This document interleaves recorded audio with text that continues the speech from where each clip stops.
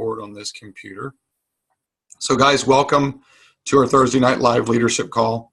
And tonight's call, as I said, for most of you guys, I tried to let you guys know a little bit ago about what we were going to do tonight, but I really want you guys to make and take some notes, okay? And the reason I'm going to do this is because I'm going to give some gifts away. When we were in Las Vegas at Thrive, I'm sporting my Ohio State gear because here in 2 more days, Ohio State's going to put a lashing on Penn State. So my friend Chris and I are going to the game. But I had a whole new profound understanding for Grant Cardone and some other people. But today what I'm going to do is I'm going to play a TED Talk. Now, if you guys know much about TED Talks, if you guys just came on, try to mute yourself if you can, please. Just as you come on, just try to mute yourself. If you know much about TED Talks, it's very difficult to get yourself onto a TED Talk. It's usually the top people in their industry. And a new mentor of mine, a guy named Cole Hatter, what really attracted me to Cole is that, and I believe when you guys are done with this tonight, you're going to see why Lisa and I have decided to partner with Cole. And this is why you're going to take notes, because at the end, it's a 20-minute video. I'm just letting you guys know, okay? It's about 19 minutes. But at the end, I'm going to take the last 10 minutes and I'm going to ask you guys some questions about it. And the first people to write about it in the chat are going to win a prize. I may give away 1 prize. I may give away 5 prizes. But what I want you guys to do as you come on is to take notes. Things that you hear Cole talk about, take notes because I may ask you a question about them. So I'm going to upload this this video and then we will get started so you guys can hear this. Now, if everybody can do me a favor, Chris, if you can give me a little thumbs up when this comes on. Can you see it okay? Can you see this screen okay right now? Can you see Cole there and everything's good, everybody? Yep, it's good. Okay, perfect. Okay, so guys, here's what I want you to think about. I have my piece of paper here for those of you that can see me over here on the side. Cole is one of my new mentors. I think you guys, as I said, you will see that when you're done. I'm going to ask some questions, as I said, but what I want you guys to think about as you're listening to Cole, eliminate some distractions from where you are tonight and completely listen to everything he talks about. Find out why you're doing business. And I'm just going to say one real quick thing before we go on to KJOH, because I see he's sporting his gear on there. I like that, my brother. You can say IO, right? So I like it. So what I want you to think about is why you're doing LifeVantage. You should be doing LifeVantage because you're going to make an impact in the lives of others. But in the last couple months, people in my downline, including Chris and other people, have made a massive impact in my life by telling me and encouraging me and saying and telling me things that I can work on. You guys should listen to what Cole says about why you do business, why we are in the right place at the right time.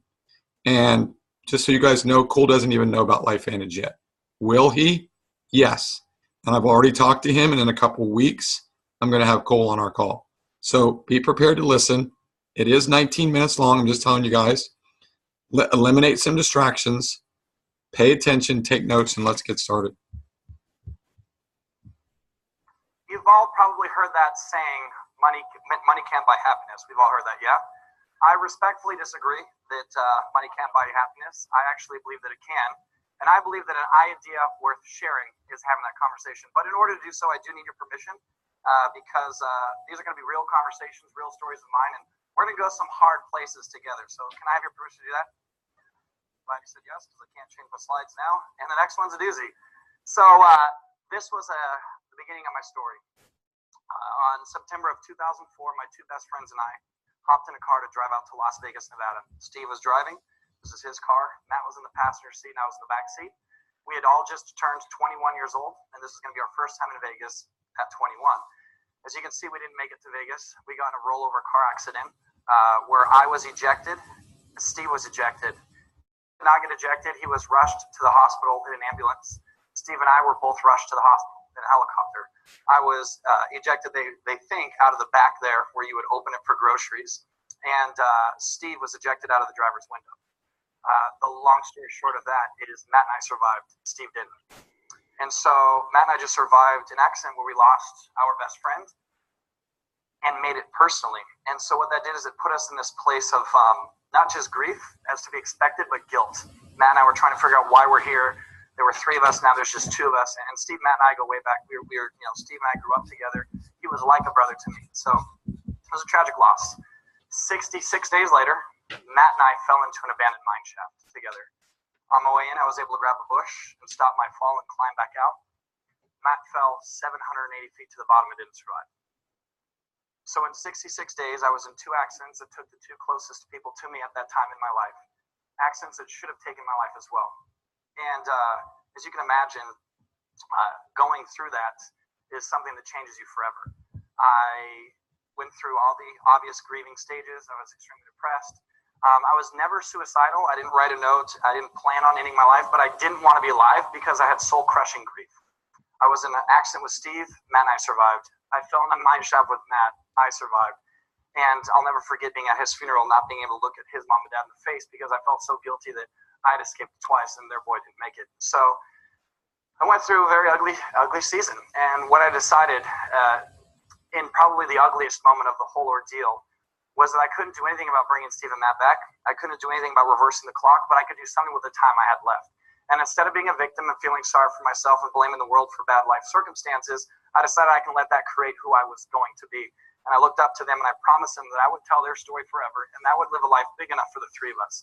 That I was going to use my God-given talents, gifts, my relationships, and my resources and lay it all on the field and do everything I had for them. And so naturally I turned towards philanthropy. I said, okay, they only had 21 years of life. I don't know if I've got another year, another decade, or if I get to live my full life, but I'm going to make every moment count. I'm going to make my life matter. And so I went to start a nonprofit. And I wanted to start a nonprofit. I wanted to go change the world in honor of Steve and Matt. And what I found out pretty quickly is nonprofits are extremely non-profitable. And you actually need money. And so as I was creating a business plan, that was something I hadn't thought about. I just saw my life changing and helping the world. And then all of a sudden, you have to write a check for that. And so as I was evaluating business models for nonprofits, it looked very simple or very similar to regular for-profit businesses. To get someone to hand me money for a charitable act seemed actually more difficult than to get someone to hand me money for a product, good, or service.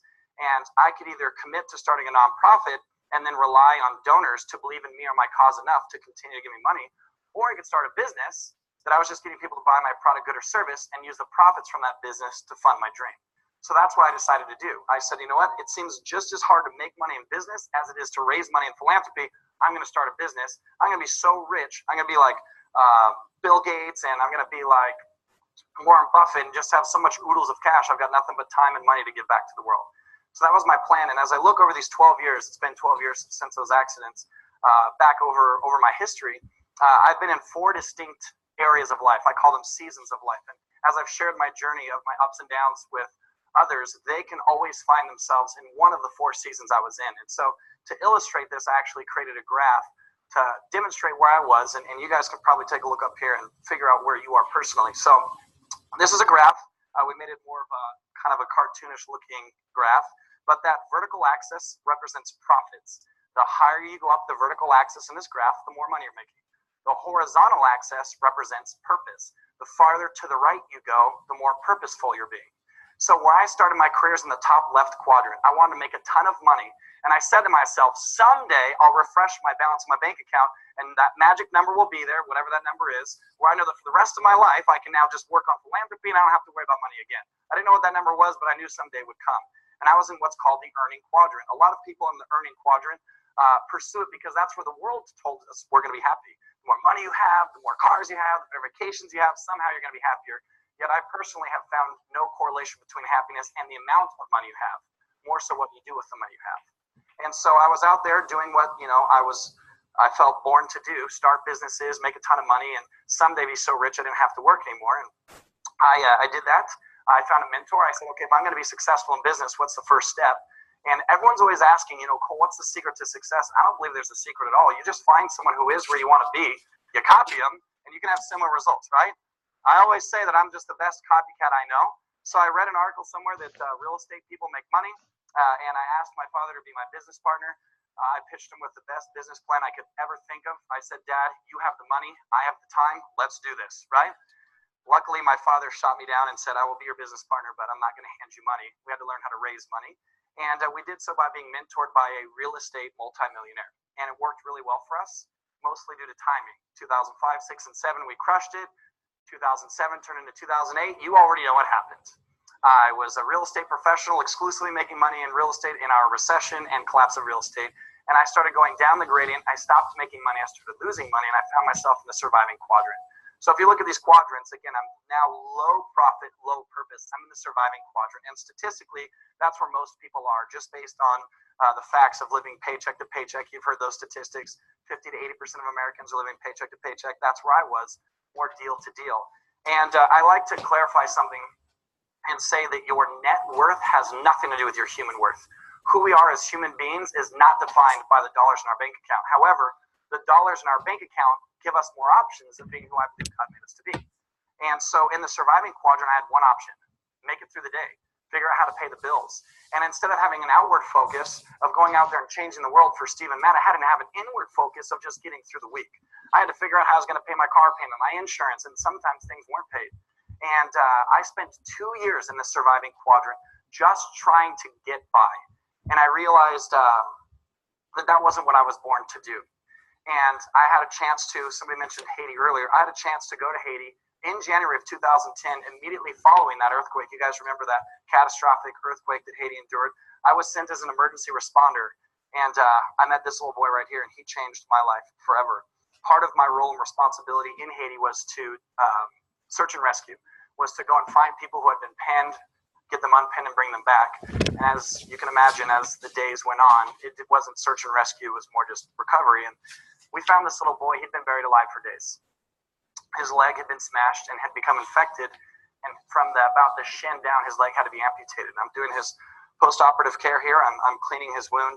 And they speak Creole and French in Haiti. I speak neither. So this gentleman right here was my translator. And what's interesting about this boy is you can see the huge scar on his forehead and just his injuries, is he had this peace about him. He was always okay. No matter what we did, hey, this is going to hurt, he was okay. He always smiled. And my translator asked him why he always smiles. He responded, the translator translating, he says, he smiles because he gave him life. Coming home from Haiti, all of a sudden struggling to pay for a Cadillac Escalade wasn't important to me anymore. And seeing the catastrophic devastation every single day while I was over there changed my priorities. I didn't want to pursue money anymore. I wanted to get right into living a life of purpose. And so what I did was I stepped down from my company. I gave my company to my father, and I moved over to the Giving Quadrant. I said, you know what? It's pretty hard to start your own nonprofit. It didn't work out for me to get so rich that I then have enough money and time to give back for the rest of my life. I lost it all in the recession, and that's my fault for being over leveraged in real estate. So what I'm going to do is I'm going to join someone else's nonprofit, and now I'm just going to do philanthropy for the rest of my life. And so what that did was it took away my profit, but it gave me purpose again. And I moved to the bottom right quadrant, as you can see here on this axis, high purpose, low profits. And the type of individuals and organizations you find there are your peace workers, those are your churches, those are your nonprofits. These are individuals and organizations that are designed to give back.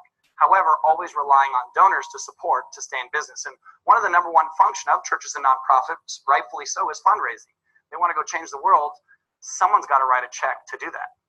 Now we're leading into how money can buy happiness.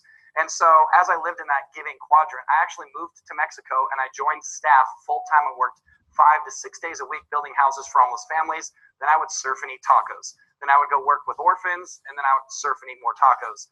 And then we would give back to the homeless on the streets by bringing them tacos.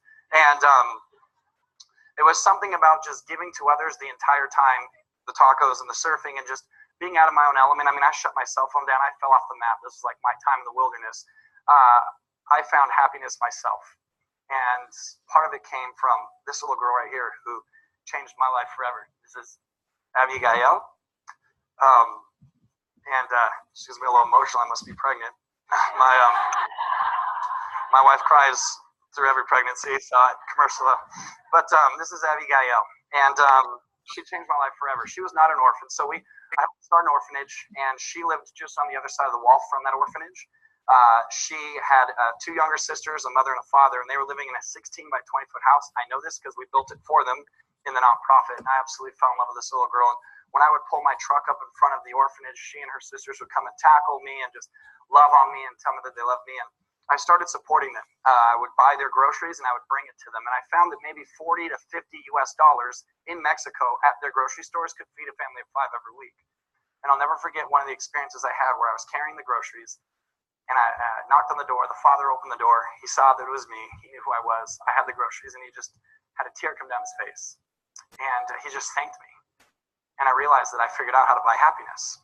And that was my first experience of making money matter. See, I'd made a lot of money before and spent it, but this was a way to make money and then make it matter. I was feeding a family. I was then able to start feeding that orphanage as well. Now, this was out of the savings and the things that I was selling while I was in Mexico. Remember, I'd walked away from my business, but I was seeing how so little to me was so much for them. Although it was maybe $400 to $500 a month, there were 21 orphans that didn't have to experience hunger anymore. And I became obsessed with this idea of making my money matter, of finding ways to not just spend your money in fun and you do that and feel guilt-free about it, but a portion of my money was going towards feeding children. And it gave me a feeling that I can't possibly explain to you with words. But what I learned is that those that say money can't buy happiness, they're shopping in the wrong stores. Try feeding a child and tell me that doesn't give you a greater sense of joy than you've probably ever experienced before. But I realized I was out of money. And I came to another T in the road. And I said, you know what? I'm going to go back to America. I'm going to restart my business and start new businesses. And I have this newfound ambition to make more money than I ever have before because I want to make a difference. I want to make my money matter. And so I climbed up this gradient of profits and purpose now. I was in the top right gradient, what we call thriving. As you can see, that's a business that makes a lot of money and giving back. And instead of just making money and then donating it, it's actually built into my business model. See, traditionally, you have what are called for-profit businesses and non-profit businesses. By taking a business and creating some social cause or some give element, we've created this hybrid that I'm calling a for-purpose business. It's not a non-profit. It's not a for-profit. It makes money but changes the world simultaneously. Again, it doesn't rely on me to give. My wife and I do that privately. This is a business that gives back as I make more money. And I've got record-breaking quarters, and I've got record-breaking earnings statements. I also have record-breaking impact. And my wife and I have had the privilege of teaching thousands of business owners around the world this for-purpose business model of how to get to the thriving quadrant. And so they've started to call themselves the Thrive Tribe. They're super fired up. They found me. They're here. But the Thrive Tribe of men and women who take their talents and resources and their businesses to change the world. It's really cool. You're seeing more and more of these pop up everywhere. You've got Sevenly, who they donate $7, and this is just a small sampling. They donate $7 for everything you buy off of their website. The charity of Tom's, that's probably a pretty famous one that started their business model 1 for 1. Buy a pair of shoes, they give a pair away. More recently, we've seen Stella step up and partner with water.org. Stella was founded in 1366. It's been around for hundreds of years, but recently they started the Buy a Lady a Drink, which what that means is when you do business with Stella, they give a portion of their proceeds away to water.org to provide clean water to people, children, women, and men who don't have access to clean water. You see companies that are being started for purpose from day one. So this is a company here, when you go to Stella, that changed their business model. They've been around hundreds of years. They did this. So you're seeing existing businesses connect to social causes. You're also seeing new businesses being started for social causes. Bridget, she's the founder of Listen, and they build premium headphones. And for every pair of headphones you buy, through the Starkey Hearing Foundation, they donate a hearing aid to a child who can't hear. And we're seeing this ripple effect of just entrepreneurs that are deciding to not want to just be capitalist consumers, but philanthropic entrepreneurs. And there's actual consumer behavior that's starting to change from this as well. There was a study done by cant. It's called their Corporate Social Responsibility Report, and the statistics are pretty startling. What you can see here on the screen, it's doing that, there we go. 91% of global consumers expect companies to do more than a profit. Now, I want you to know this is a global survey. 91% of people doing business, for any of us who own a business, expect us to do more than just make money. 84%, this is the big one, say that they would purchase products from companies with a cause over companies without. That means greater market share. This next one blew my mind. 90% of global consumers say that they would like to see more purpose-driven products and companies in the marketplace. What that means for those of us in here who may own a business or someday hope to, 90% of people that are going to be spending money with you want to see you do something social with it. And this is a quote from that research article that says, consumers consider a company's social and environmental commitments before they make buying decisions. Consumers more and more are saying, okay, if I do business with you, what are you going to do for others? And another reason that I personally believe that you're seeing more and more of these companies start up, other than just wanting to be good human beings and leave a legacy and do meaningful work with our money and make our money matter, I believe another reason we see it is just people aren't happy in the workplace. Deloitte did a study that said that over 80% of employees are unhappy in their careers or profession. Men and women are realizing that they spend more time with their employers than they do with their own family in careers and jobs that don't serve them emotionally, that don't challenge them, that aren't using their gifts and their talents. They're just showing up for a paycheck and they've had enough. You see an even greater number of that amongst millennials that are even more so in tune with wanting to do work that matters. And I love what Time Magazine says right here about millennials. This is interesting. It says that we are the me generation. I like this part. It says millennials are lazy, entitled, narcissists who still live with their parents. So I thought that was an interesting article I was going to read if I was too lazy. But I'm sure it was fantastic. And so why I believe that an idea worth sharing is making your money matter is starting a for-purpose business, is because this is a way that we can make a difference in the world. In here real quickly, if time and money didn't matter anymore, how many of you by a show of hands would spend some of your time and money giving back? Raise your hands. I know this requires participation. Cal, looks like all of you. And so why start a for-purpose business? Because this gives you a greater self-purpose. It makes you a part of community. You heard them in here, a tribe of growing entrepreneurs who want to use their businesses to make the world a better place. Where the bottom line matters, you got to stay in business, but more so is the impact we're making. The unromantic facts of this is that this is an emerging trend. And for those of us who are in business, know that you want to be an early adapter. You want to get ahead of trends. You don't want to be one of these stuffy corporate entities that takes forever to come around and is losing market share to companies that are more innovative, that are incorporating a for-purpose element immediately. So there's emerging trends in business. You want to be ahead of that. Consumer behavior is actually changing.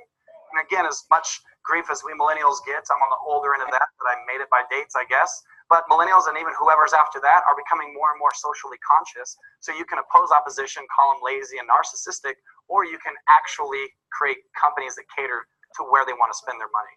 When you want to get onto the romantic side of why to do this, it's your income to meaningful work. You feel fulfilled, not just because you're making money, but because you're making your money matter. It creates a legacy. And then you're joining a family, our Thrive Tribe, who are committed to leaving the world better than we entered it. And that's my goal. And as you know, I promised Steve and Matt that I would make my life matter. And so I like closing with this quote by John C. Maxwell. He's one of my favorite authors. He says, the truth is you can spend your life any way you want, but you can spend it only once. And so I challenge you guys to consider that. This is our only at bat. And so all of us want to do something that we want to be remembered for. One of the earlier speakers showed a picture of a funeral with empty seats. Man, I want mine to be a sold-out audience with people fighting for the microphones. But a lot of the work that I want to do in the world requires money, which means I'm going to have to write a check. And when I'm writing these checks, I'm buying my happiness. And so my commitment to, my commitment to Steve and Matt is to live a life that matters. I'm doing that by building businesses that make the world a better place. And I challenge you to consider doing the same. Thank you for giving me a moment to talk about Steve and Matt. Appreciate it.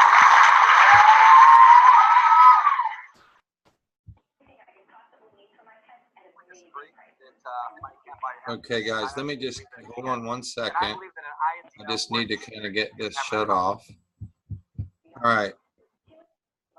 Guys, if you're still on and you haven't muted, just mute real quick. So here's what I want you guys to do, okay?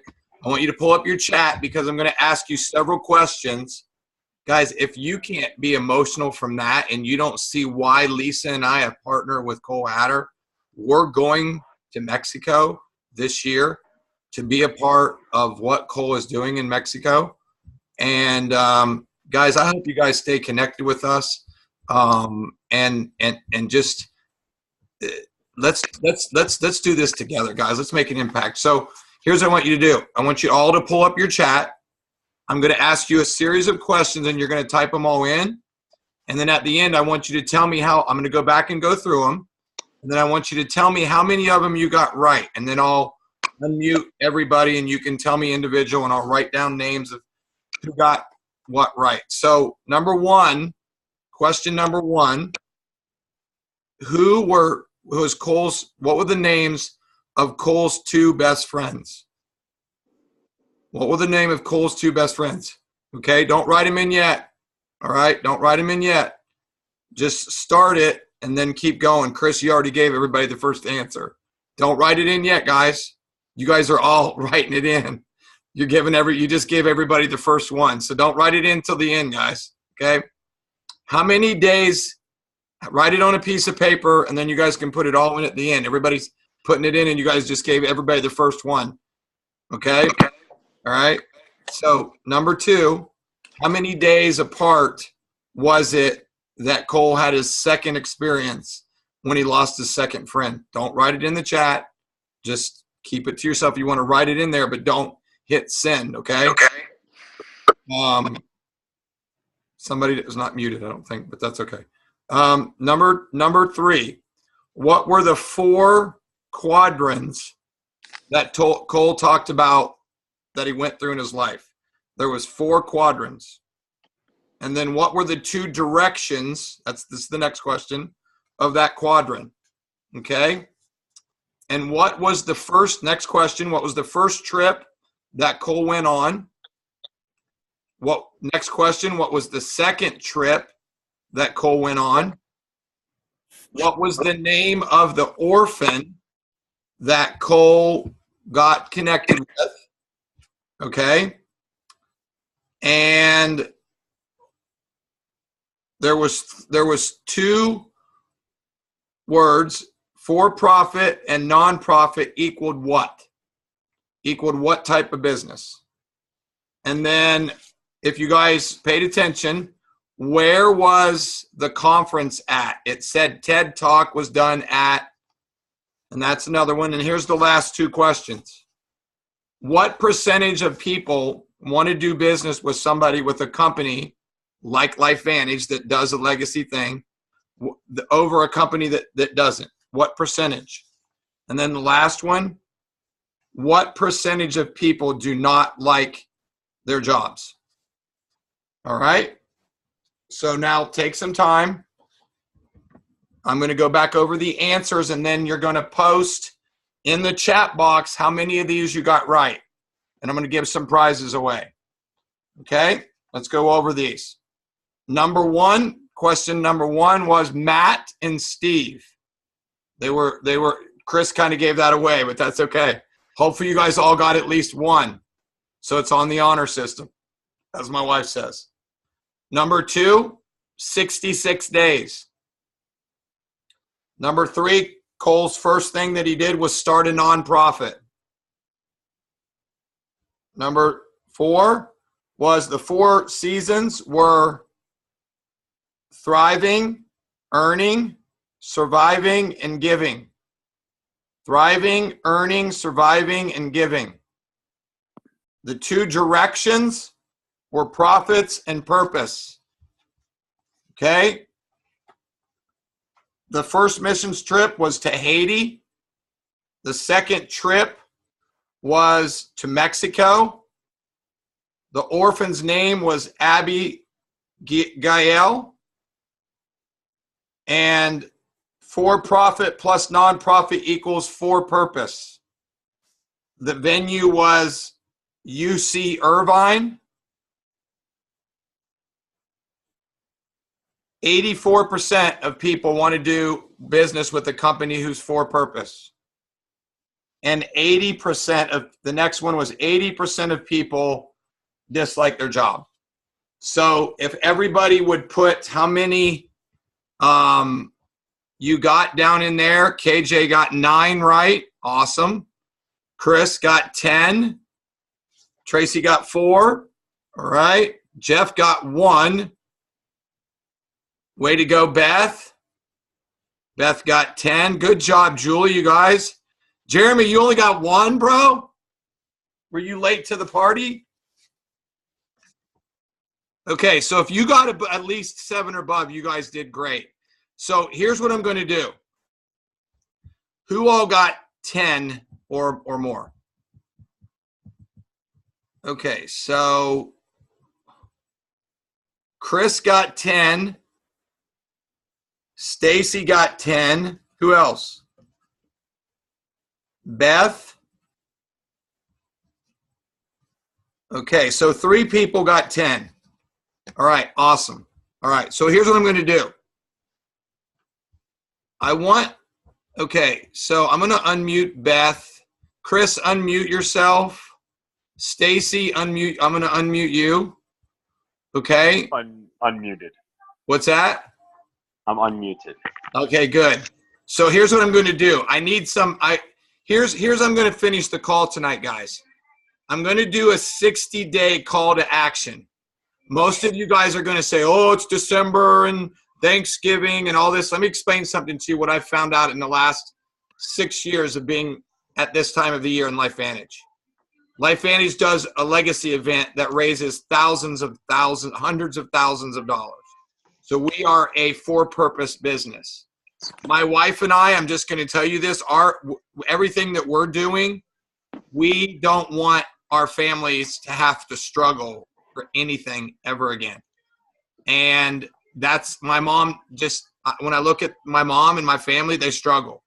And you heard it, 89% of people or 79% of people work paycheck to paycheck. And that sucks. Okay. And I'm going to tell you guys that it doesn't have to be that way. So what I'm going to do is the 3 of you, Chris, Stacy, and Beth. Okay. I'm going to send you guys a 60-day Grant Cardone 10X calendar. Okay. I'm just going to tell you, they're not cheap calendars. Okay. I was going to give 1, but God told me to give all 3 of you guys 1. So congratulations, Chris, Stacy, and Beth. You guys can text me your address. I'll order them and ship them to you guys tomorrow. So let me just allow you guys to, if you'd like, to make a comment. Just either unmute yourself and just make a comment about what you've heard tonight, what you took away from it. I know we went over a little bit, but let's just take a couple minutes.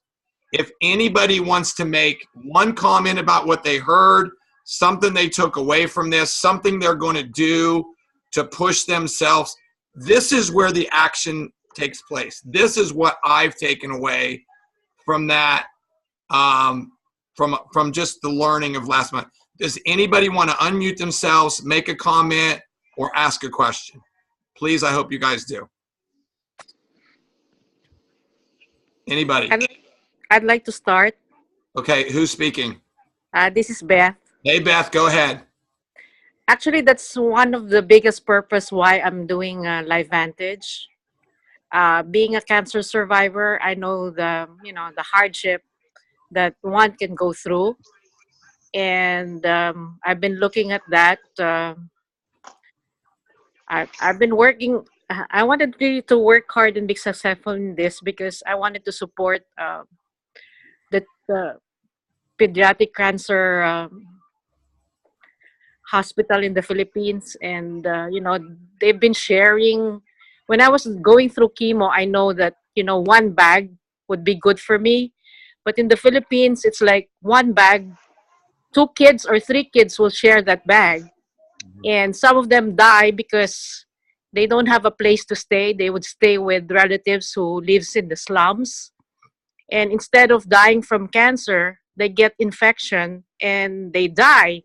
So these people, or the people in Quezon City, there's a place there where they house these kids so that during their treatment, they will have a place to stay, them and their family. Amazing. And I really wanted to support that because I realized that I have insurance through my husband, but the insurance wasn't enough.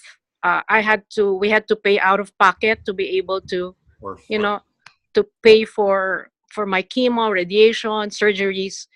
And I just can imagine how these people with nothing can even eat for a day, and let alone worry about, the Yes, surgery and the absolutely. treatment.